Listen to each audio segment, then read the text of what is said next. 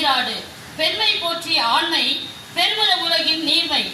அழிவின் பாதைக்கு தடையாக தெளிவின் பெண்மை வாழினி. சான்றோர் வாழ்வை அறிந்து சான்றோர் வழியில் நடந்து காய்தல் இல்லா நலமேனி காலத்திற்கேற்ப செயலாற்று. கண்கவர் புதுமை புனைந்து கண்ணதில் நல்லவை தேர்ந்து கல்வி உன்னை வழிநடத்த ஒழுக்கத்தால் சிறந்தாய் வாழினி.